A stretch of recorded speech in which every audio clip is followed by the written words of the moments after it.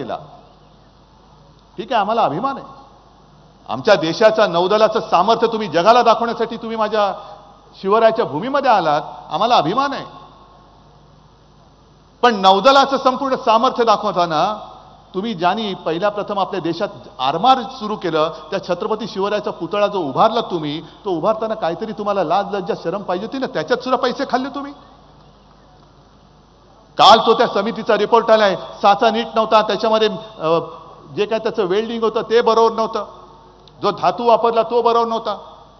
समुद्र किनारा आणि वारा लक्षात घेऊन स्टेनलेस स्टील सारखा धातू वापरायला पाहिजे होता, तुम्ही लोखंड वापरलं, ते गंजून गेलं, त्याचे खिळे गंजून गेले, जॉईंट गंजून गेले आणि पुतळा पडला. आमचे मिंदे दाढी खाजवत म्हणतायत वाऱ्याने पुतळा पडला.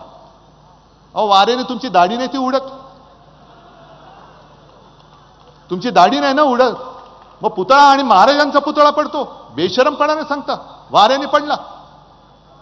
आणि मग आपण यांना जोडे मारले तर म्हणता तुम्ही काय जोडे काय मारतो, मग दुसरं काय मारायचं तुम्हाला.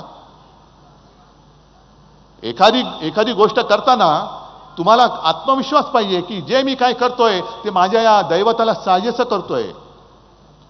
नुसतंच आम्ही काहीतरी शतकानुशतक झाले, 300 वर्ष झाली, 400 वर्ष झाली, दुसरं कोणी मिळत नाही म्हणून घेतला शिवाजी महाराजांचा पुतळा आणि लावला तिकडे, असं नाहीये. ते दैवत आहे.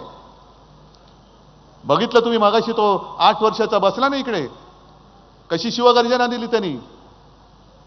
हे शिवप्रेम आहे, हे शिकवावं लागत नाही. महाराष्ट्रामध्ये जो जन्माला येतो तो शिवप्रेम आपल्या हृदयात आणि रक्तामध्ये धमन्यांमध्ये घेऊनच जन्माला येतो.